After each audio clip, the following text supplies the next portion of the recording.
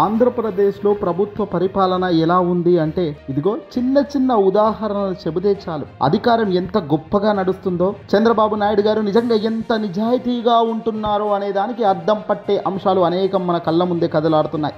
Yes, తాజాగా ఇటీవల చంద్రబాబు నాయుడు గారికి నోటీసులు పంపించిన ఓ సిఐ కథ మనకు తెలిసిందే. ఆయనే సిఐ శంకరయ్య. వైఎస్ఆర్సీపీ పార్టీకి సంబంధించి వైఎస్ జగన్మోహన్ రెడ్డి గారి సొంత బాబాయ్ అయిన వివేకానందరెడ్డి గారి కేసులో తనపై నిందలేశారు అంటూ సిఐ శంకరయ్య ఏకంగా చంద్రబాబుకు నోటీసులు పంపించిన వైన్యం మనకు గుర్తుండే ఉంటుంది. నిజంగా ఇప్పుడు ఆ సిఐ శంకరయ్యను చంద్రబాబు ఏం చేశాడో తెలుసా? Let's watch this story.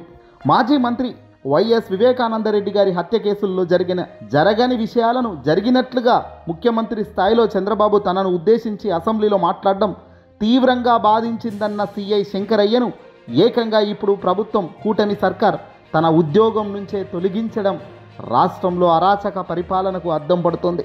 Chandrababu సర్కార్ ఏకంగా ఆ ఉద్యోగం నుంచే సిఐ శంకరయ్యను డిస్మిస్ చేసి పారేశారు. తనపై అబద్ధాలు ప్రచారం చేయడం సరికాదన్నందుకు ఊస్టింగే బహుమానంగా దక్కింది పాపం సిఐ శంకరయ్య గారికి. తనకు ప్రమోషన్ రాకపోయినా వచ్చినట్లు ప్రచారం చేయడం అబద్ధమని చెప్పినందుకు సర్కార్ కక్షగట్టిందని ఇట్టే స్పష్టమవుతుంది. తమను ఎవరూ ప్రశ్నించకూడదనే నిరంకుశ ప్రభుత్వ పాలనకు అద్దం పడుతున్న అనేక నిదర్శనలలో ప్రధాన అంశం ఇది. ప్రభుత్వ పెద్దల ఆదేశాల మేరకు సిఐ శంకరయ్యను చంద్రబాబు సర్కార్ శుక్రవారం ఉద్యోగం నుంచి తొలగించిందట. కర్నూలు డీఐజీ కోయ ప్రవీణ్ ఆదేశాల మేరకు ఈ చర్య తీసుకున్నట్లు కర్నూలు ఎస్పీ విక్రాంత్ పాటేల్ ఓ ప్రకటనలో తెలిపారు.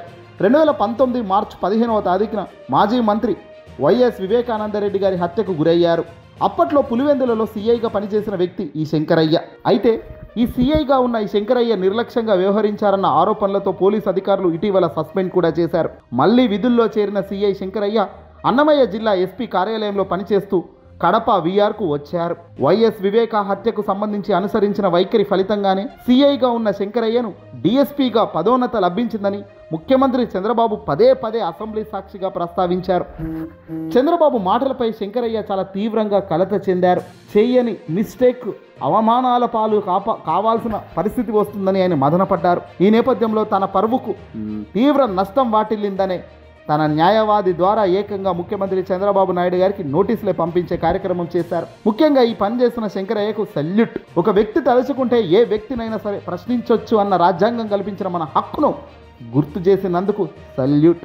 ఆ హక్కును కాపాడాల్సిన బాధ్యత కూడా ప్రజల వైపు ఉంటుంది. అయితే తనకు పదోన్నత కల్పించకపోయినా కల్పించినట్లు పదే పదే అబద్ధాలు చెప్పడం సరికాదని నోటీసుల్లో చంద్రబాబుకు ప్రస్తావించారు సిఐ శంకరయ్య.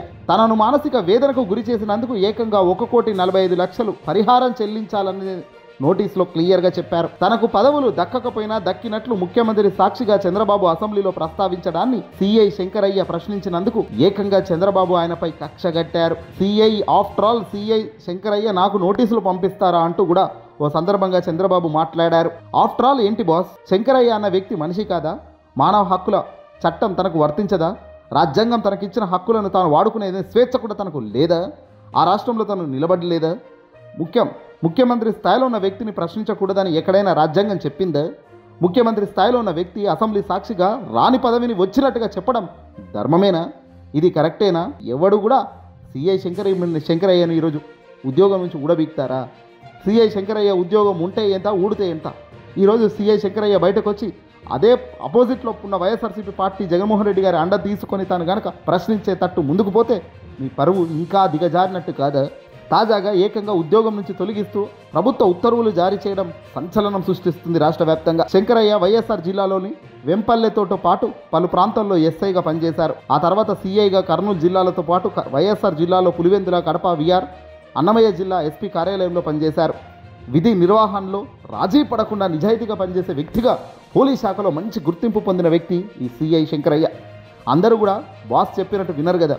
అందరూ కూడా ప్రభుత్వ పెద్దలు చెబుతున్న వాటికి వంగి దండాలు పెట్టరు కదా. అలా పెట్టేవాడికి ప్రభుత్వం గొప్పగా చెబుతుంది. కానీ రివర్స్గా నీతి నిజాయితీతో నిలబడి అడ్డం మాట్లాడితే మాత్రం ఇదిగో ఇలాగే ఉంటుంది. మరి సిఐ డిస్మిస్ వ్యవహారం పోలీస్ వర్గాల్లో తీవ్ర చర్చానీయాంశం అవుతుంది. ఇంత ఏకపక్షంగా నిర్ణయం ఎలా తీసుకుంటారని పోలీసులు విస్తుపోతున్నారు.